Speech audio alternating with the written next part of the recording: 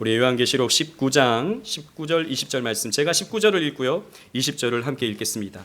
또 내가 보매 그 짐승과 땅의 임금들과 그들의 군대들이 모여 그 말 탄 자와 그의 군대와 더불어 전쟁을 일으키다가 시작.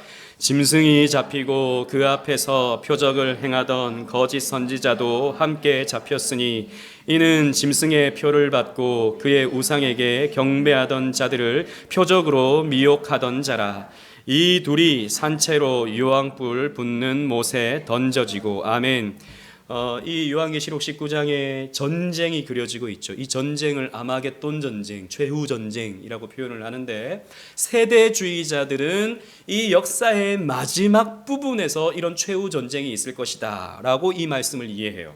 그러니까 전천년주의자들, 천년왕국이 이루어지기 전에 예수님이 재림하고 그 이전에 이런 마지막 최후 전쟁이 있을 것이다 라고 세대주의자들은 해석하죠. 그러나 우리는, 개혁주의는 그렇게 해석하지 않습니다. 우리는 무천년주의죠. 그러니까 무천년설로 천년왕국을 해설합니다. 그러니까 교회 역사 속에서 이러한 전쟁들은 계속 이어진다라고 보는 거죠. 특히 짐승이 전쟁을 일으킵니다.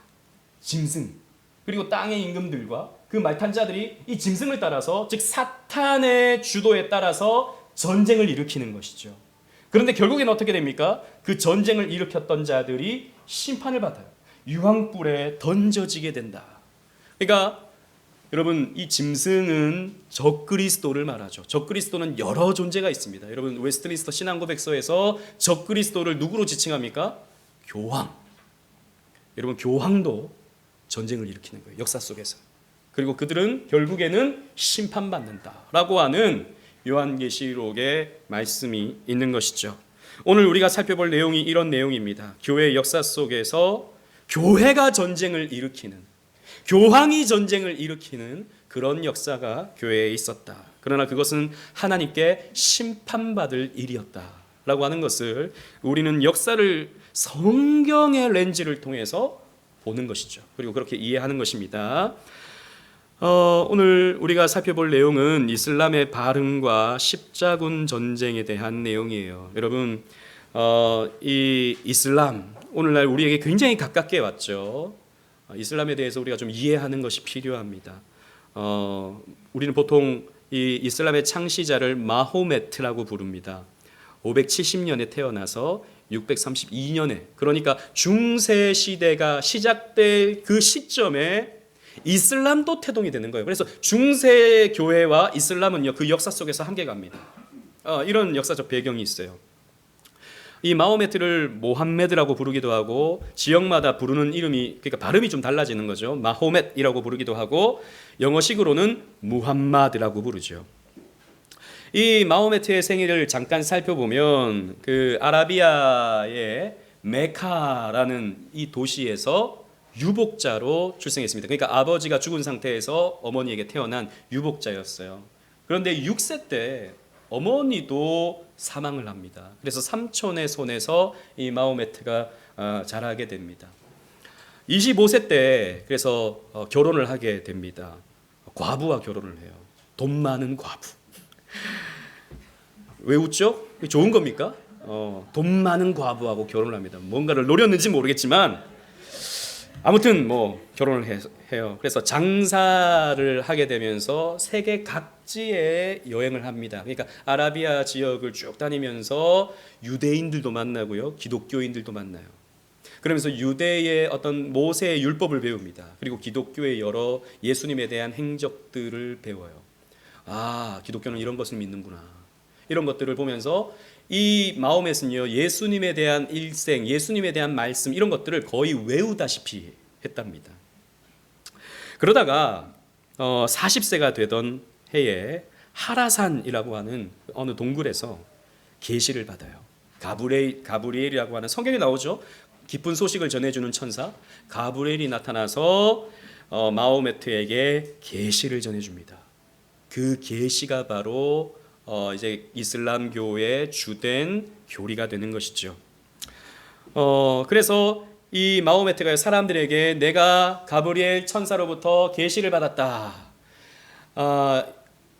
하나님은, 그러니까 이슬람교에서는 하나님을 알라라고 하죠. 이 알라라는 말이 여러분 사실 영어로 표현하면 가십니다. 가 하나님이에요. 그러니까 우리나라 코란 번역도 이제 되었죠. 코란이 이제 번역이 돼서 우리나라의 말에는 알라가 어떻게 번역되냐면 하나님으로 번역됩니다. 하나님. 우리가 똑같이. 그러니까 이 마호메트가요 이렇게 전합니다. 세상의 신은 오직 알라뿐이다. 하나님뿐이다. 그리고 나는 하나님의 사도다 라고 하는 것을 전하기 시작합니다. 그러면서 구약 성경과 신약 성경의 예수님에 대한 이야기 이런 것들을 다 받아들여요. 근데 받아들이는데 부분적으로 왜곡을 시키죠. 삼위일체를 거부하고, 또 제가 아침에 말씀드렸던 것처럼 이삭이 모리아산에서 바쳐진 것이 아니라 이스마엘이 모리아산에서 바쳐졌다. 그러니까 여러분 잘 아시죠, 그죠? 이삭은 유대인의 뿌리가 되고 이스마엘은 어떻게 됩니까? 아랍 사람들의 뿌리가 되죠. 그러니까 우리가 선택받은 자다. 저 유대인들이 선택받은 자가 아니라 우리가 선택받은 자다라고 하는 것을 주장하기 시작합니다. 그러니까 당시에 이 아라비아 사람들이 안 그래도 이제 그 사람들도 나름 그 여호와 신앙에 대해서 이렇게 듣고 있었는데 유대인들만 선택받았다고 하니까 뭔가 좀 그 서운한 감정, 아쉬운 감정이 있었는데 원래가 우리가 선택받은 자들이다라고 하니까 굉장히 호응이 있었던 것입니다. 그래서 거기에서 이제 메카에서 자신이 어떤 가르침을 하기 시작하고 사람들을 모으기 시작합니다. 그러나 당시 이 메카 지역에서도 나름대로의 어떤 종교가 있죠. 나름대로의 그 지역에 오랫동안 섬기던 여러 종교들이 있었습니다. 그러다 보니까 이런 마호멧을 메카에서 쫓아냅니다. 그래서 메디나라고 하는 곳으로 피난을 하죠. 이게 바로 이슬람의 원년이에요. 이슬람교의 원년이 됩니다. 이 622년이 이슬람력의 1년이 되는 거예요. 여러분 구약에 있어서 이스라엘 백성들에게 있어서 새로운 시작이 되는 구약 이스라엘 백성들에게 있어서 새로운 원년이 되는 시점이 있었어요. 여러분 그게 뭔지 아십니까? 그렇죠. 유월절. 출애굽을 통해서 이루어지는 유월절이 그들에게 있어서 새로운 분기점이 되는 겁니다. 역사의 분기점. 그리고 예수님의 탄생이 기독교의 분기점이 되죠. BC와 AD 요 기준으로 해서 하나의 새로운 세계가 열리는 겁니다. 이 이슬람에게 있어서는 622년이에요. 이 핍박받으면서 메디나로 피신해서 여기서부터 이슬람교가 나름 형성이 되는 것입니다. 그러다가 이제 6년이 지나서 628년에 더 세를 모은 다음에 메카를 정복하게 되죠. 당시 메카에는 지금도 있습니다. 카바 신전이 있죠. 카바 신전. 여러분 그 사람들이 뺑뺑 돌면서 카바 신전을 도는 거, 순례한 사람들이 뺑뺑뺑뺑 도는 거 이런 보셨죠, 그죠? 수많은 사람들이 카바 신전을 중심으로 해서 그 카바 신전에 뭐가 있었냐면 원래 지금도 있어요. 흑석이 있습니다. 까만 돌. 그게 그 사우디아라비아 사람들에게 있어서는 전설과 같은 돌이에요. 그러니까 그 돌 위에서 사람들이 제사도 지내고 나름의 신들을 섬겼습니다. 그래서 굉장히 그 돌을 신성시했었는데 이 마호메트는 어떻게 가르쳤냐면 그 돌은 아담이 지음을 받을 때 함께 하나님이 만든 돌이다. 이렇게 주장을 하기 시작해요. 그러니까 굉장히 신성한 돌이다라고 해서 그 돌을 중심으로 해서 사람들이 모여서 알라 신에게 제사를 예배를 드리게 된 겁니다. 그러다가 632년 아라비아 북서쪽 타북 지방으로 원정을 떠났다가 이제 이 카바 신전을 참배하고 메디나로 돌아오면서 심각한 열병에 마호메트는 걸려서 죽임을 당하게 되죠. 이게 간략하게 본 이 마호메트의 인생인데요. 이 마호메트가 가르쳤던 6가지의 믿음의 내용, 교리, 그리고 5가지의 율법이 있습니다. 6개의 교리는 이거예요. 첫 번째, 하나님에 대한 교리. 그러니까 알라는 유일신이다 라는 거예요. 그리고 천사가 있다. 천사가 우리에게 계시를 가져다 준다. 말라이카. 여러분 이건 히브리어하고 비슷해요. 히브리어도 천사가 말라카입니다. 말라카. 그래서 여러분 우리 구약 성경의 마지막 책 이름이 뭐죠? 말라기. 말라기라는 말은 나의 천사라는 말이에요. 말라기, 말라카 같은 말입니다. 그리고 성전, 그러니까 거룩한 책이라는 말이에요. 경전. 쿠란이 있다라는 것이죠. 그리고 예언자를 통해서 계시가 전달된다. 나비, 이것도 히브리어도 똑같아요. 나비, 선지자, 사도가 있다. 그리고 내세가 있고 부활이 있다. 이힐라.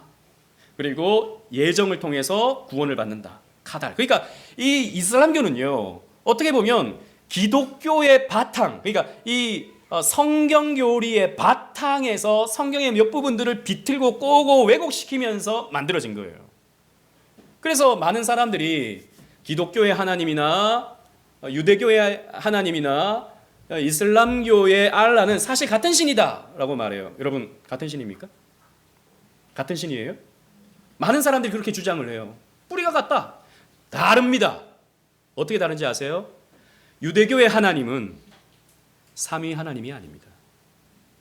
이 이슬람교의 알라도 삼위 하나님이 아니에요. 그러니까 뭡니까? 성경의 하나님이 아닙니다. 사람들이 만들어낸 금송아지. 그리고 5개의 실천이 있습니다. 신앙 고백을 해야 돼요. 알라 외에는 다른 신이 없으며 마호메트는 알라의 마지막 예언자다 라고 하는 것이 그들의 신앙 고백입니다. 그래서 마호메트가 가르쳐주는 대로 우리는 신앙생활을 해야 된다라고 하는 것이죠. 그리고 기도를 해야 돼요. 매일 5번, 해가 떠 있을 때 2번, 3번, 그리고 해가 졌을 때 2번 정해진 시간에 기도를 해야죠. 그래서 여러분, 저 롯데월드 얼마 전에 가보니까 애들 데리고 얼마 전이 아니 한 2년 됐네요. 2년 전에 가보니까 거기에 기도소가 있더라고요. 기도소가 롯데월드에 왜 있지? 저는 예수 믿는 사람들이 가서 기도하나? 이 롯데월드까지 와서 기도를 하나 봤더니 그게 아니고 이슬람 교도들이 우리나라 관광 갔을 때 기도할 시간이 필요한 거예요. 하루에 3번씩 기도해야 되니까 여기 가서 기도하는 거예요. 우리나라에도 이렇게 많이 생겨나고 있는 것이죠. 그리고 단식을 해야 됩니다. 이 사움이라고 하는 라마단, 여러분 아시죠, 그죠? 라마단 기간이 되면 거의 뭐 한 달 가까이 되는데요. 일출과 일몰 사이에는 아무것도 못 먹어요. 이때는 뭘 먹지도 못하고요, 즐거운 것도 못하고요, 또 뭐 여러 가지 못합니다. 그런데 해가 지면 어떻게 됩니까? 먹을 수 있어요. 이런 율법이 있어요. 그리고 자선을 해야 돼요. 부자들은 자기의 재산의 2.5%를 바쳐야 됩니다. 그리고 농민들은요, 가난한 사람들은 자기 재산의 10%, 최소 10%를 바쳐야 돼요. 11조하고 비슷하죠. 그래서 가난한 자들에게 나눠줘야 돼요. 그리고 이제 메카술레, 이거는 평생에 한 번 해야 되는 겁니다. 한 번을 해야 돼요. 모든 무슬림은 일생에 한 번 그 메카로 가서 카바 신전을 순례해야 돼요. 그래서 사람들이 그 엄청나게 모이는 그런 모습을 우리가 볼 수 있게 되죠. 사실 그래서 이슬람은요, 굉장히 간단해요. 교리가 뭐 어렵거나 굉장히 좀 난해하거나 형이상학적이거나 그렇지 않습니다. 쉬워요. 쉽고 단순해요. 이렇게 하면 구원받아요. 그러다 보니까 많은 사람들이, 특히 배우지 못한 사람들에게 있어서 이슬람교를 받아들이는 것은 굉장히 쉬운 일이었습니다. 그래서 빠르게 이슬람은 확장해 가죠. 이게 여러분 이슬람의 가장 핵심 교리예요. 알라 외에는 다른 신은 없다. 마호메트는 그의 사도다. 여러분, 우리나라의 불교가 대중화된 것도 사실 교리를 단순화시켰죠. 교리를 단순화시켜요.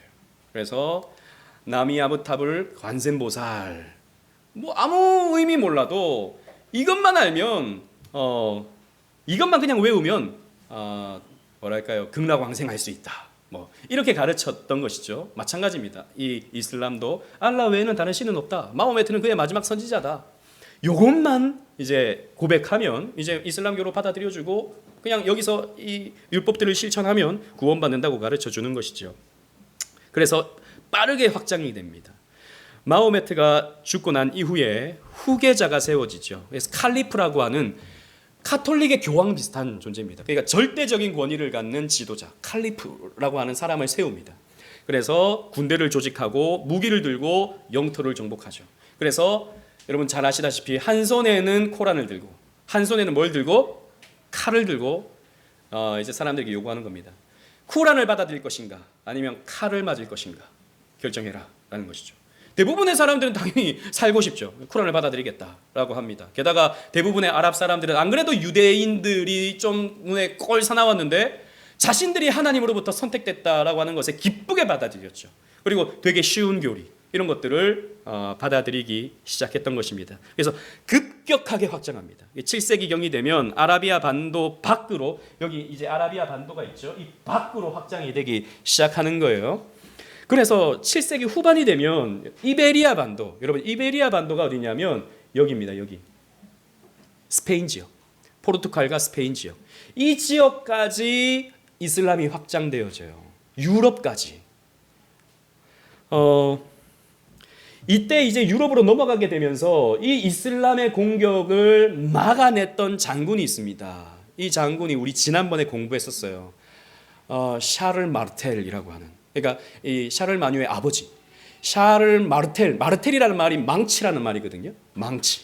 그러니까 이 이슬람 사람들에게 있어서 이 사람은 망치다, 때려잡는다, 이런 의미가 있었어요. 그래서 이 샤를 마르텔이 이슬람의 공격을 막아내죠. 그리고 그의 아들이었던 샤를 마뉴도 이런 이슬람을 막아내는데 아주 큰 역할을 하게 되는 것입니다. 그래서 유럽을 방어해내요. 그런데 8세기 중엽이 되면 이제 유럽을 포기하고 이제 동쪽으로 옮겨가기 시작합니다. 그래서 중앙아시아의 지배권을 확장해요. 이 중앙아시아까지 차지하게 되는 겁니다. 그래서 아바스 왕조에 가면 750년부터 1258년까지 이슬람 왕조가 이제 형성이 되는데 이게 이제 이슬람의 전성기였어요. 이 750년부터 1258년이 이슬람의 제국이 형성되는 가장 정성기였습니다. 그래서 모로코라든지 이 북아프리카의 모로코라든지 그리고 튀니지, 북아프리카도 마찬가지로 중앙아시아, 이란 동부, 또 이집트, 이 모든 지역에 이슬람교의 정권이 세워지게 되는 거죠. 그래서 이슬람교가 굉장히 탄탄하게 구축이 되는 것입니다. 그러면서 이제 비잔틴 제국과 충돌을 하게 되는 것이죠. 960년경이 되면 여러분 아까 우리 지도를 다시 한번 좀 보시면 콘스탄티노플이 어디 있습니까? 콘스탄티노플 여기죠, 그죠? 여기 콘스탄티노플이 있습니다. 여기가 이제 아나톨리아 반도, 터키 지역까지 이렇게 있는 거죠. 이 이슬람이 이렇게 치고 올라오는 겁니다. 이 지역이 비잔틴 제국인 거예요. 이 지역이. 그런데 이 비잔틴 제국 코앞에까지 이 이슬람 세력이 몰고 오니까 이 비잔틴 제국의 긴장감이 도는 것입니다. 그리고 여러분 트루크족이라고 들어보셨나요? 이게 여러분 우리 이 한반도까지, 투르크족이 한반도까지 이렇게 영향을 미쳤죠. 그래서 제가 역사를 배울 때는 이 투르크족이 역사책에는 어떻게 표현되어 있었냐면 여러분 혹시 아시나요? 돌골족 들어보셨잖아요. 돌골족이 투르크족입니다. 중앙아시아에서 형성되어 있던 유목민족이었죠. 이 돌골족이, 투르크족이 이 터키 지역까지 몰고 오는 겁니다. 그 왕조가 여러분들 들어보셨을 겁니다. 셀주크 투르크 왕조입니다. 그래서 바로 이 비잔틴 제국 코앞까지 몰고 온 것이죠. 그래서 11세기 경이 되면 셀주크 투르크족이 비잔틴군을 격파하기 시작해요. 점점 이제 세력이 서쪽으로 옮겨가기 시작하는 겁니다. 그래서 여러분 그림 보시면 여기 이제 그림이 있죠. 서로 배를 타고 막 전쟁을 하는 그림인데 이게 이제 비잔틴 군이에요. 비잔틴 군. 여기가 이제 투르크, 그러니까 이슬람의 영향을 받은 투르크족들, 이슬람을 받아들인 투르크족들. 화염방사기 같은 이때 당시에 화염방사기가 있었어요. 이때 당시에 이게 불대포라고 해가지고 불을 확 쏴버리는 겁니다. 이렇게 전쟁을 하기 시작했는데 굉장한 긴장 관계 속에 이슬람의 세력과 기존의 기독교 세력이 이제 부딪히게 되는 그런 모습들을 보게 되는 것이죠. 그러다가 1453년이 되면 셀주크 투르크는 멸망을 해요. 셀주크 투르크는 누구에게 멸망을 하냐 하면 여러분 또 많이 들어보셨을 것입니다. 누구에게 멸망할까요? 혹시 아시는 분은 말씀해 주셔도 됩니다. 셀주크 투르크가 우리가 잘 아는 어떤 세력에 의해서 멸망을 해요. 징기스칸의 그 서진으로 인해서 셀주크 투르크족이 멸망합니다. 그런데 그 다음에 오스만 투르크족이 또 세워지게 되죠. 이 오스만 투르크족이 번성하기 시작하면서 여러분 지금의 터키 있잖아요. 터키 지금 튀르키예라고 하죠. 이 튀르키예라는 말이 투르크족이라는 말이에요. 우리는 투르크 사람들이다. 튀르키예. 철자가 똑같아요. 이 오스만 투르크족에 의해서 비잔틴 제국이 1453년에 멸망을 해요. 그 오랜 로마 제국, 남아있던 정통성을 가졌던 로마 제국이 이 오스만 투르크에 의해서 멸망을 하게 되는 것이죠. 그래서 15, 16세기가 되면 이슬람 세력은요, 인도까지 퍼져갑니다. 인도까지 퍼져가면서 지금 우리가 보고 있는 대로 말레이시아, 인도네시아, 필리핀까지도 이 이슬람 세력이 번성하게 된 것이죠. 그래서 지금의 동남아시아는 많은 경우에 이슬람화되어 있습니다. 다 그 히잡 쓰고 여성 같은 경우에는 물론 뭐 이란처럼 다 뒤집어 쓰고 그러진 않죠. 이렇게 얼굴 정도만 이렇게 가리는, 머리 정도만 가리는 그런 히잡 쓰고 다니는 사람들이 이 동남아시아에 굉장히 많죠. 게다가 중앙아시아도 마찬가지로 스탄으로 끝나는 국가들이 굉장히 많지 않습니까? 아프가니스탄, 투르크메니스탄도 마찬가지예요. 이 투르크족이에요. 투르크메니스탄. 그러니까 이슬람을 받아들인 투르크족, 투르크메니스탄, 키르기즈스탄 이런 나라들이 다 이런 이슬람을 받아들인 중앙아시아의 나라들입니다. 자, 보세요. 이렇게 비잔틴 제국 코앞까지 이슬람 세력이 밀고 들어오니까 긴장감을 느낀 것이죠. 그래서 십자군 전쟁이 일어나게 되는 것입니다. 1050년경 비잔틴 제국이 서 있을 때입니다. 이 셀주크 투르크 왕조가 동로마 제국, 그 비잔틴 제국의 국경을 압박하기 시작하면서 위기감이 더 커지기 시작합니다. 비잔틴 제국 위기감이 든 것이죠. 이 사람들이 이렇게 크게 치고 들어오는데 우리가 과연 버텨낼 수 있을까? 그런 걱정이 있었던 것이죠. 그래서 또 하나 일어났던 일은 당시에 이 예루살렘은 성지죠. 그러니까 기독교에 있어서 오랜 성지였습니다.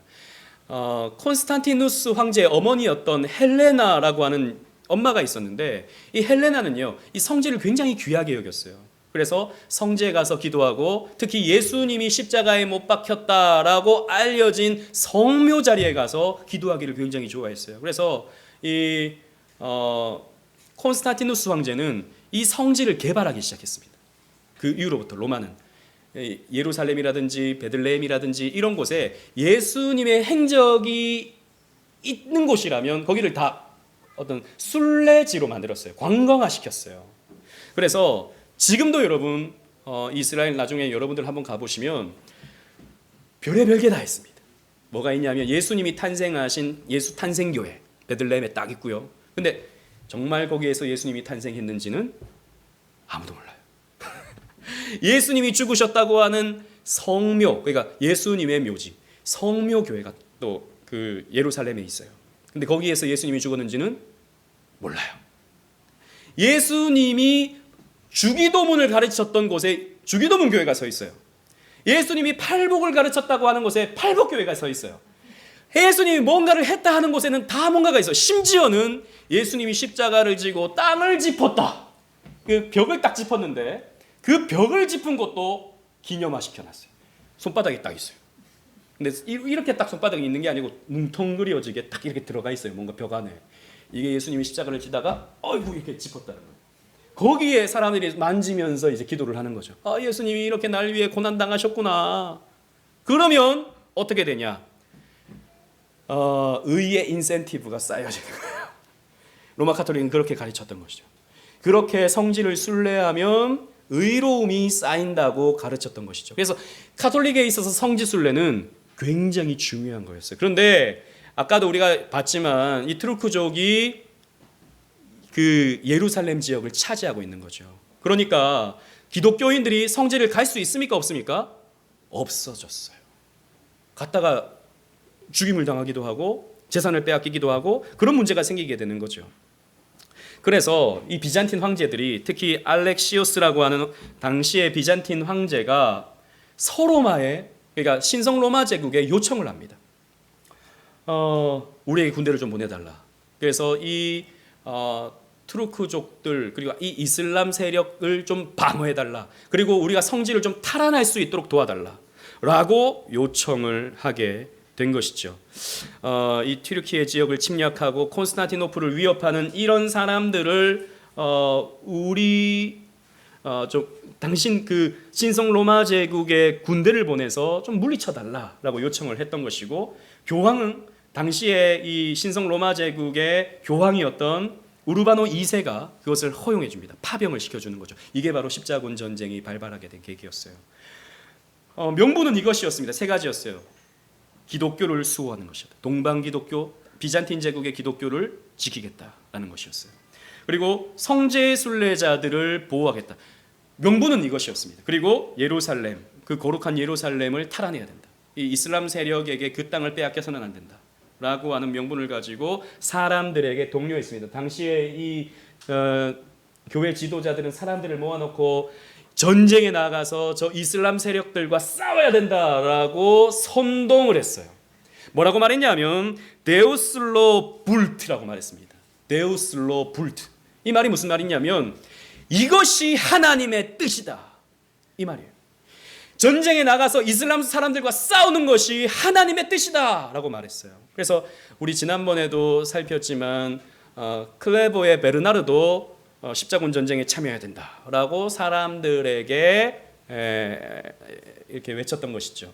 그래서 사람들을 모으고 이 전쟁에 참여하는, 그래서 우리는 십자가의 능력으로 싸운다라고 해서 말에도 십자가를 그리고 방패에도 십자가를 그리고 옷에도 십자가를 그려가지고 저 사람들은 십자군이다 이렇게 말했던 것이죠. 그래서 이렇게 사람들을 선동하는 그림들도 남아 있습니다. 그래서 여러분, 이 십자군 전쟁은 교회 역사 속에서 기독교가 일으켰던 첫 번째 전쟁이에요. 당시에는 전쟁에 대해서 사람들은 어떤 생각을 가지고 있었냐면 기독교는 전쟁을 하면 안 된다라고는 생각을 가지고 있었어요. 그걸 누가 가르쳤냐 하면 어거스틴은 전쟁을, 우리가 정복 전쟁을 일으켜서는 안 된다라고 가르쳤습니다. 왜냐? 우리는 살인하면 안 되기 때문에. 그래서 살인하기 위해서 전쟁을 일으키는 것은 하나님 뜻에 합당하지 않다라고 가르쳤어요. 단 아우구스티누스는 침략 전쟁에 있어서 방어 전쟁을 할 수 있다라고 했어요. 방어 전쟁 당연히 해야 되죠. 방어 전쟁은 그런 전쟁을 할 수 있다고 봤어요. 하지만 우리가 침략해서 기존에 있는 사람들을 우리가 공격해서 죽이게 만드는 이런 것은 살인죄와 같다라고 가르쳤던 거죠.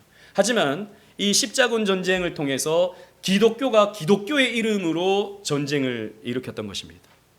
이것이 교회 역사 속에서 첫 번째 교회가 일으킨 전쟁이다라는 것이죠. 그런데 제가 앞에서 세 가지 명분을 말했지만 사실 교황 우르바노 2세는 속셈이 따로 있었습니다. 이게 역사적으로 이게 검증된 거예요. 어떤 의미가 어떤 목적이 있었냐면 성지 순례의 장애물을 제거해야겠다. 아까도 말했죠. 성지를 우리가 수호해야 된다. 근데 뭐냐면 성지 순례는요, 돈이 되기 때문입니다. 제가 아까 말씀드렸죠. 카톨릭은 다 성지를 관광화 시켜놨다고요. 관광지화 시켜놨다고요. 다 기념할 수 있는 뭔가를 만들어 놓은 거예요. 거기 들어가기 위해서는 뭘 내야 됩니까? 돈을 내야 되는 거예요. 거기에서 헌금을 받는 거죠. 왜? 헌금을 하는 것이 곧 그 사람들에게 복이 되니까, 또 그것은 결국에는 교황청에 수입이 되니까 성지 순례를 사람들이 안 가면 교황청 수입이 없어지는 겁니다. 그래서 이 경제적인 이익을 위해서 성지 순례의 장애물을 제거하려고 했던 것이죠. 그리고 당시 식량 문제가 굉장히 심했는데 중세는 뭐 그랬죠. 농업 기술이 발달하지 않았으니까 식량이 부족했는데 파병을 좀 보내면 식량 문제를 좀 해결할 수 있겠구나. 굉장히 이기적인 생각이죠.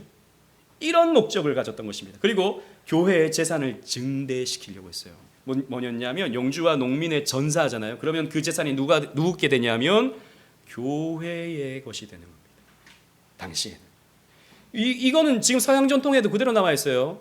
서양 사람들은요, 뭐 대부분은 아니지만 자기가 죽으면 그 재산을 교회에 이렇게 헌물하는 그런 경우들이 많아요. 이런 전통이 남아 있습니다. 지금도. 교회에 그게 위탁되는 거예요. 재산이. 그러다 보니까 사람들이 이제 내가 전사할지 모르는데 이것을 내가 이 재산이 혹시 내가 죽으면 이걸 내가 헌금하겠습니다. 이런 식으로 이제 서명을 하고 전쟁에 나갔던 사람들이 꽤나 많았던 것이죠. 전사하면 누가 좋은 겁니까? 교회가 좋은 거예요. 그리고 서방의 내적 평화를 위해서 이 전쟁이 꽤 괜찮겠다. 라고 생각을 했던 거죠. 왜냐하면 젊은 사람들, 거칠고 험한 이런 전사들, 그리고 또 이 죄수들, 이런 사람들 십자군 전쟁에 나가면, 이 전쟁에 참여하면 당신들의 그 모든 죄들은 다 없어지게 되고 당신들이 혹시 죽게 된다면 천국에서 눈을 뜨게 될 것이다. 이렇게 가르치니까 당시에 뭐 감옥에 갇혀 있던 사람들 다 전쟁하러 나가겠다는 거죠. 그러면 당시 안 그래도 감옥에서 밥 줘야 되지, 뭐 아무래도 좀 이렇게 관리를 해줘야 되잖아요. 그런 거 없이 이 사람들 다 전쟁 보내면 되는 거예요. 꽤 괜찮은 방법이었어요, 교황에게 있어서. 그리고 파병으로 비잔틴 제국과의 경쟁 우위를 가지는 거죠. 지난주에 우리가 살펴봤던 것처럼 이제 동방교회, 서방교회가 이렇게 나뉘어져서 서로 경쟁하고 있었는데, 우리가 당신들 도와줄 테니까, 내가 당신들 살려줄 테니까 앞으로 우리가 하자는 대로 해라고 하면 그렇게 할 수 있는 거죠. 그런 경쟁에 있어서 우위권을 가지게 되는 것입니다. 그래서 교황의 수장권을 동방 지역까지 확장할 수 있겠다라고 하는 생각을 하게 된 거죠. 그리고 이제 영주들과 농노들은 자기가 참전을 하든지 아니면 사람들을 보내든지 할 때 결국에는 이제 이렇게 가르쳤어요. 당시 교황이 나가서 그 땅을 차지하게 되면 이슬람 사람들을 쫓아내고 그 땅을 당신들이 차지하게 되면 그 땅은 당신들의 것이 될 것이다 라고 이렇게 가르쳤어요. 그러다 보니까 영토도 확보할 수 있겠고 내 명예도 높아질 수 있겠고 또 십자군 전쟁에 참여하게 되면 죄사함까지 받을 수 있으니까 전쟁에 참여하는 게 좋겠다라고 생각을 했던 것이죠. 이런 십자군 운동은요, 사실 좋은 의도이기보다는 이런 불순한 목적을 가지고 이 십자군 운동이 시작되었던 것입니다. 그래서 이제 1차 십자군 전쟁이 일어나요. 여러분, 총 8차까지 십자군 전쟁이 이어집니다. 무려 200년 동안. 200년 동안 이 유럽에 있던 사람들은 200년 동안 전쟁을 하는 거예요. 그래서 엄청난 물적, 인적 손해를 보게 됩니다. 그래서 이 중세 천년에 있어서 이 십자군 전쟁을 빼놓고서는 역사를 논할 수가 없는 거예요. 이 독일 지역을 중심으로 하고 프랑스 지역을 중심으로 해서 파견이 됩니다. 1095년이에요. 여기는 6년이라고 되어 있는데 조금씩 뭐 역사학자들마다 조금씩은 다르니까 1095년부터 사람들을 보내기 시작해서 이제 처음으로 뚫고 들어간 곳이 안디옥이었어요. 안디옥 십자군. 그런데 처음에 출발했던 사람이 몇만 명이었냐면 6만 명의 군대였어요. 6만 명. 근데 3년 동안 가야 되는 거예요. 생각해 보세요. 이 길이 어떤 길입니까? 보통 길이 아니에요. 3년을 가야 되는 거예요. 3년을 가면서 식량도 공급돼야 되고 뭐 이게 보통 일이 아니죠. 이 안디옥까지 가는데 3만 명이 죽습니다. 6만 명이 출발했는데 3만 명이 죽어요. 처음에 공격했던 곳이 안디옥이었어요. 안디옥을 점령합니다. 그리고 1년 만에, 그러니까 99년이죠. 1년 만에 예루살렘까지 탈환해내요. 이 8차에 걸친 십자군 전쟁 중에서 예루살렘을 탈환했던 전쟁은 몇 번일까요? 몇 번 탈환했을까요? 여러분 맞춰보십시오.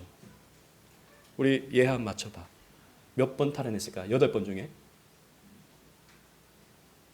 그냥 찍으면 돼. 몇 번? 한 번? 3번? 너무 많이 썼어요. 우리 제이 2번? 조금 더 썼어요. 자, 우리 유건이 아니 더 썼다는데 더 썼다는데 7번? 아니 더 쓰면 안 돼. 8번 중에 한 번 성공했어요. 한 번. 8번을 출발했는데 첫 번째만 이 사람들은 준비가 안 됐던 거죠. 뭐 전쟁을 했는데 이겨버린 거예요. 근데 몇 명이 남냐 하면 15,000명만 남습니다. 그러니까 3년 동안 반이 죽고요. 또 1년 만에 반이 죽어요. 전쟁을 통해서. 그래서 15,000명이 예루살렘 공국을 세웁니다. 여기에. 그래서 자기들끼리 이제 왕을 세우고 이 한동안 이 나라를 다스리는데 그 다음에 또 탈환이 되죠. 계속해서 이게 반복이 됩니다. 그러다가 이제 또 기억해야 될 것이 이 4차 십자군 전쟁이었어요. 4차 십자군 전쟁은 이 십자군 전쟁의 역사 속에서 가장 우스꽝스럽기도 하고 가장 비참한 원정이었습니다. 여기 4차를 보십시오. 녹색인데 이제 베네치아에서 시작을 한 거예요. 그러니까 우리 이번에 가서 반드시 또 예루살렘을 탈환하자라고 해서 사람들을 베네치아로 모이게 했어요. 베네치아 이렇게 길 따라가니까 너무 힘들더라는 거죠. 그러니까 배 타고 가자. 배 타고 이렇게 예루살렘으로 가면 배는 그냥 둥둥 떠서 가면 되니까 체력을 비축해 놓고 예루살렘을 탈환하면 되겠다라고 생각을 했던 거죠. 근데 배를 타려고 하는데 보니까 배가 너무 비싼 거예요. 그리고 생각만큼 사람들이 모이질 않았어요. 갈 수가 없어요. 그랬더니 베네치아에 있었던 어떤 귀족이 이렇게 제안을 합니다. 이 베네치아에서 아무리 배를 타고 예루살렘으로 가봤자 지금 예루살렘에는 아무것도 없다. 차라리 이 배를 타고 콘스탄티노폴리스로 가면 거기는 보물도 많고 거기는 재산도 많고 훨씬 더 좋은 게 많다. 왜 바보같이 예루살렘을 탈환하려고 하냐? 콘스탄티노플을 탈환해라. 그래서 이 사람들이요, 실제로 배를 타고 가서 예루살렘으로 가지 않고 콘스탄티노플로 들어갑니다. 예수 믿는 사람들인데 이 사람들은 물론 뭐 이제 동방교회죠. 좀 왜곡된 것이 있죠. 어쨌든 기독교를 친 겁니다. 여기 재산 많다고. 얼마나 많은 사람들이 여기에서 학살을 당하고 얼마나 많은 사람들이 여기서 피를 흘렸는지 당시 기록을 보면 말발굽 위까지도 피가 찼다. 도시에. 얼마나 많은 사람들이 죽었는지. 그러니까 돈의 눈이 머니까 어떤 재산의 눈이 머니까 어떤 명분 같은 것들은 다 잊어버리고 사람들을 함부로 죽이고 함부로 학살하고 함부로 약탈하는 그런 이제 8차에 걸친 기독교의 가장 흑역사의 전쟁으로서 변질돼 버리는 것이죠.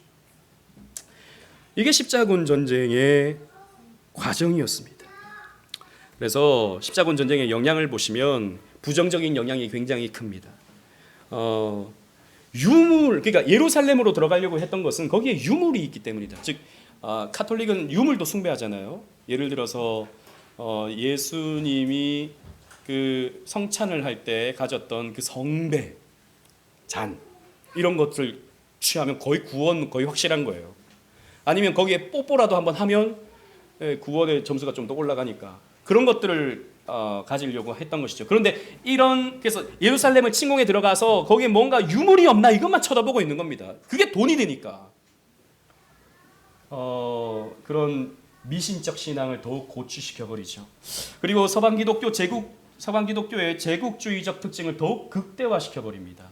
그러니까 기독교가 곧 뭐냐? 정복이다. 기독교는 기독교의 이름으로 조금 더 많은 땅을 차지하는 것이 하나님의 뜻이다라고 생각하게 되는 제국주의적인 특징을 가지게 만들어 버려요. 그리고 새로운 이단이 등장하기 시작합니다. 이게 참 재미있는 건데요. 여러분 당시에 몇 번은 그래도 예루살렘을 탈환했다 그러지 않습니까? 그럼 사람들이 예루살렘의 성지순례를 가겠죠. 그러면 여러분 그 성지순례를 편하게 다니겠습니까? 편하게 못 다니죠. 보디가드가 필요할 것 아닙니까? 그 보디가드가 생겨나기 시작하는 거예요. 그게 뭐냐면 여러분 들어보셨을 겁니다. 성전기사단 들어보셨죠? 그 성전기사단들이 이 예루살렘에서 성지순례 오는 사람들을 보호해 주는 거예요. 근데 그 사람들이 원래 누구냐면 원래는 저 유럽에 있던 수도사들이었습니다. 수도사들. 그런데 그 사람들이 하나님께 쓰임 받고자 잘못된 생각이죠. 하지만 그때는 하나님께 쓰임 받는다고 생각하고 성전 기사가 되어서 성지순례 오는 사람들을 우리가 지켜주자라고 했던 거죠. 그런데 여러분 자 보세요. 그 성지순례를 오는 사람들이 자기가 돈을 갖고 있으면 불안하잖아요. 그러니까 이것을 성지 기사단한테 맡깁니다. 우리도 여러분 여권 함부로 막 가지고 다니면 문제 생길 수 있잖아요. 그러니까 어디 맡기잖아요. 그래서 성전 기사단들한테 그걸 맡기기 시작합니다. 성전 기사단이 어떻게 되죠? 처음에는 순진한 마음으로 지키겠다는 마음으로 왔는데 돈이 점점 이게 창고에 쌓이기 시작하는 거예요. 그러니까 성전 기사단이 나중에 뭐가 되냐면 은행이 됩니다. 은행이 돼요. 성전 기사단이 돈 빌려주고 이자 받고 이런 성전 기사단으로 변질이 됩니다. 근데 나중에 어떤 일이 벌어지냐면 당시에 교황이 돈이 필요해가지고 성전 기사단한테 돈을 빌려 쓰는 거예요. 성전 기사단들한테 나중에 갚을 테니까 돈 좀 빌려줘. 그런데 교황이 가만히 생각하니까 내가 굳이 돈을 갚을 필요가 있나? 성전 기사단을 2단으로 하면 되겠네? 이렇게 생각을 한 겁니다. 성전 기사단을 2단화 시켜버려요. 그래서 그 사람들을 죽여버리는 거죠. 그러면 돈 갚을 필요가 없어지게 돼. 야, 정말 여러분 이래 중세 교회는요 더럽고 추합니다. 이런 마녀 사냥과 이단 재판으로 확대가 됩니다. 그리고 이슬람 제국은요 이런 기독교의 공격을 받고 가만히 있습니까? 아니죠. 십자군들이 여러분 그냥 전쟁만 하겠습니까? 관은 중에 약탈하죠. 먹을 것을 얻기 위해 사람들 빼앗죠. 심지어는 강간하죠. 아이들 막 죽이죠. 이런 일들이 비일비재하게 벌어지는 거예요. 그러다 보니까 이 이슬람 사람들에게 있어서 기독교인들은 뭐냐? 거의 그냥 악마인 거예요. 악마. 기독교인들은 악마인 거예요. 그래서 기독교에 대한 적개심을 가집니다. 이 이슬람교 사람들이 지금도 마찬가지죠. 이슬람 사람들에게 있어 가장 큰 적은 무엇입니까? 기독교예요. 지금도 마찬가지죠. 그래서 서방 세계를 무너뜨리려고 하는 것이 사실 기독교 세계를 무너뜨리려고 하는 것이죠. 이런 문제가 있었던 것입니다. 그리고 이슬람의 성전, 그래서 이슬람이 이 십자군 전쟁을 통해서 200년 동안 배웠던 것이 우리는 싸워야 된다. 싸우는 것이 거룩한 전쟁이다. 라고 하는 생각을 더욱 고착화시키는 것입니다. 그래서 지금도 테러하고 지금도 뭐 어떤 데 폭탄 집어던지고 이런 모습들이 있죠. 그래서 지금까지도 이슬람 세력과 기독교 세력은요 대립이 굉장히 심하고 갈등이 많죠. 그런 면에서 어떤 신학자는 이렇게 말합니다. 십자군 전쟁은 오늘날에도 이어지고 있다. 왜요? 서방 세계와 이런 이슬람 세계가 여전히 갈등하고 있기 때문에. 그리고 이제 비잔틴 제국에 영향을 미쳤습니다. 아까 우리가 살펴봤지만 비잔틴 제국은요 1453년에 몰락을 하게 돼요. 결국에는 이슬람 세력에 의해서 몰락을 당하게 되죠. 그래서 그 콘스탄티노플, 여러분 오늘날 콘스탄티노플을 뭐라고 부릅니까? 이스탄불이라고 부르죠. 이스탄불은 지금 어떤 사람들이 차지하고 있죠? 터키 사람들이 차지하고 있죠. 원래 터키 사람들이 그 땅의 주인이 아닙니다. 그 헬라 지역 사람들이 그 땅의 주인이에요.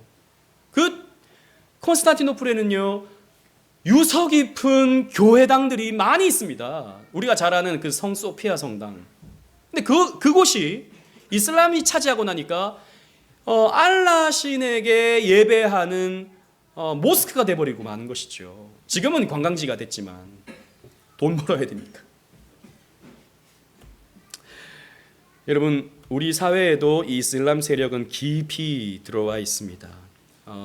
이슬람교는요 지금도 엄청나게 아이를 많이 낳고 있죠. 서방 세계도 그렇고 우리나라도 그렇고 우리는 아이를 낳지 않는 시대를 살고 있지만 저 3세계가 아무래도 많다 보니까 아이를 많이 낳는 것, 그리고 아이를 많이 낳아서 이슬람 세력을 확장시키는 것이 그들의 사명입니다. 원래는 이게 우리의 사명인데, 원래는 우리가 아이를 많이 낳아서 하나님의 언약 백성들을 세상 가운데 번성하게 만들고 충만하게 만들고 세상을 다스리게 만드는 게 우리의 사명인데, 지금 이슬람 왜곡된 기독교의 교리 몇 가지를 가지고 와서 출산율을 대단히 높이고 있죠. 그래서 이슬람 교도들의 출산율은요 전 세계적으로 봤을 때 2.9명입니다. 여자 한 분이 아이를 3명 가까이 낳는 거예요. 근데 이것도 적게예요. 제가 그 호주에 있을 때는 거기에도 모스크도 많고 이민 온 그 무슬림들이 많으니까 아이를 굉장히 많이 낳아요. 아이를 낳으면 또 호주 같은 이런 사회보장 제도가 잘 돼 있는 나라들은 나라에서 돈이 다 나오거든요. 그러니까 아이를 계속 낳아요. 10몇 명씩 낳습니다. 10몇 명씩. 엄청나게 많이 낳죠. 그래서 40년 후가 되면, 지금으로부터 40년 후가 되면 세계 제1종교가 될 가능성이 굉장히 높아요. 사실상 지금 이슬람은 세계 제1종교가 맞습니다. 기독교라고 하면 세계에서는 천주교와 우리 개신교를 다 합쳐놓죠. 그러니까 지금 좀 더 그러니까 기독교가 많다라고 사람들은 말하지만 지금 현실적으로도 보면 이슬람교가 세계 제1의 종교가 되고 있습니다. 그래서 여러분 이 지도를 보시면 녹색에 가까울수록, 진한 녹색에 가까울수록 이슬람 교도들이 많아요. 근데 세계 전체로 보면 지금 이슬람 교도들은 더 많이 확장되고 있습니다. 쉽죠. 교리가 쉽죠. 그리고 행위에 따라 성취욕을 자극시켜주죠. 율법 종교는 다 마찬가지입니다. 이렇게 하면 구원받으니까 그냥 하면 되는 거예요. 하면 이제 구원의 어떤 보장을 받았다라고 생각하게 만들어주는 것이죠. 그러다 보니까 괄목하는 성장을 보여줍니다. 그런데 이 이슬람의 근본주의는요 지금도 만행을 저지르고 있죠. 서방 세계에 대한 분노, 적개심 이런 것들을 노골적으로 드러내고 가장 그것을 잘 보여줬던 것이 9.11 테러 사건이었습니다. 그게 여러분 이슬람교 전체의 어떤 모습은 아니에요. 사실 굉장히 극단적인 이슬람 근본주의자들, 특히 뭐 알카에라든지 그리고 IS라든지 이런 극단적인 집단들이 일으키는 테러이지만 어쨌든 이런 서방 세계에 대한 어떤 그 적개심 이런 것들을 여전히 가지고 있는 것입니다. 근데 이 이슬람이 지금 한국에도 점점 더 큰 세력을 넓혀가고 있어요.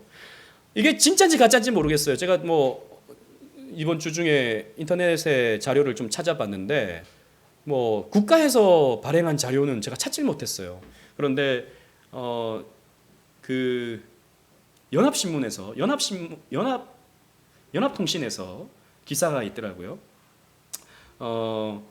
지금 한국에 있는 한국인 이맘, 그러니까 이슬람 지도자예요. 한국인 이맘이 인터뷰를 했는데 지금 한국인으로서 이슬람 교도가 6만 명이랍니다. 그 사람의 말에 의하면 한국인으로서 이슬람 교도.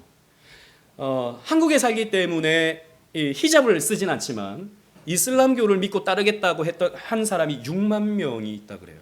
그리고 이제 외국인 근로자들 20만 명의 이런 이슬람 교도들이 한국에 들어와 있는 거죠. 그리고 이제 앞으로는 좀 더 많이 난민들이 한국에 들어올 것이 분명하고요. 그리고 외국인 근로자가 앞으로 우리나라에 더 많이 들어올 것은 거의 확실시되고 있죠. 우리 노동력이 지금 점점 없어지고 있으니까. 그래서 이제 이슬람은 더 많아질 예정이에요. 그러다 보니까 사회적인 갈등들이 일어납니다. 여러분 이슬람 사원 반대 대구 제 고향이거든요.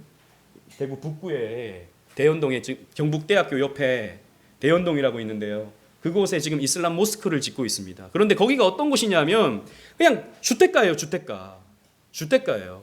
그 주택가에 이슬람 사원을 지으니까 이제 문제가 된 거죠. 처음에 북구청에서 그걸 허락을 해줬어요. 여기 지으라. 종교의 자유가 있는 나라에서 이것을 반대할 명분이 없다라고 허락을 해줬어요.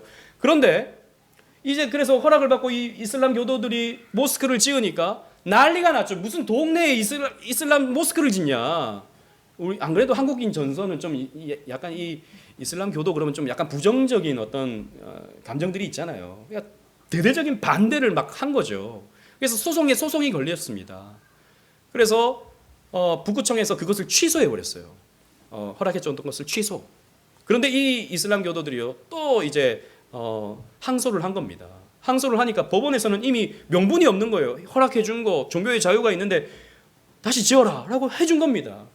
그러니까 지금 이 대구의 이 대연동 사람들이요 어떤 시위를 하냐면 그 모스크 지으려고 하는 곳 옆에서 돼지고기 파티를 막 하고 왜 이 이슬람 사람들은 돼지 그러면 혐오스럽게 여기니까 돼지고기 파티를 하고 이런 문제들이 지금 생겨나고 있는 거죠. 이게 지금 한 단면입니다. 여러분 이제 앞으로 곳곳에 모스크가 세워질지 몰라요. 혹은 유럽처럼 교회당이 이슬람에 팔려서 그 교회당이 모스크가 될 날도 우리는 볼지 모릅니다. 그로 인한 사회적 종교적 갈등이 지금 예고가 되고 있어요. 저는 우리가 뛰두르고 나가서 이슬람 사람들 절대 반대, 우리는 여기를 지켜야 된다. 저는 그렇게 하는 것은 그다지 바람직하지 않다고 봐요. 하지만 우리는 영적인 경각심을 가지고 우리는 경계할 것이 분명히 필요하다라는 겁니다. 그러나 우리가 십자군과 같은 어떤 입장에서 저들의 세력이 파고 들어오니까 그게 걱정이 되고 그게 염려가 돼가지고 어떻게든 저들을 공격해 나가고 저들을 테러하는 방식으로 사실 이게 굉장히 좀 세련되지 못한 방식이죠. 저는 여기에 이런 그 돼지고기 시위를 하는 게 또 교회가 주도해서 한 건 아닌가 이런 걱정이 좀 들어요. 사실 그런 식의 접근이라면 사실 십자군과 별 다를 바가 없습니다. 여러분 우리 지난번에 두 나라의 원리 제가 말씀드렸죠. 그때 반드루넨이라고 하는 그분은 어쨌든 우리가 생존하기 위해서는 이 사회는 다원화되어야 된다라고 했어요. 우리가 우리의 교리를 주장하기 위해서는 우리가 우리의 어떤 독특한 기독교의 교리를 이 세상 앞에서 선포하기 위해서는 종교의 자유는 반드시 필요한 거예요. 그래서 저들이 포교를 하든 저들이 뭘 하든 우리는 경각심을 가져야 되지만 그렇다고 해서 저들은 안 돼, 우리는 돼 이렇게 할 수는 없는 거죠. 그런 부분에서 지혜가 필요하고 경각심이 필요합니다. 그래서 21세기를 살아가는 우리가 이렇게 도전되는 이슬람의 어떤 문명 앞에서 어떤 모습을 취할지, 액션을 취할지 지혜롭게 해야 될 것입니다. 그런 지혜를 갖는 저와 여러분들 되시기를 주님 이름으로 축원합니다. 아멘. 기도하겠습니다.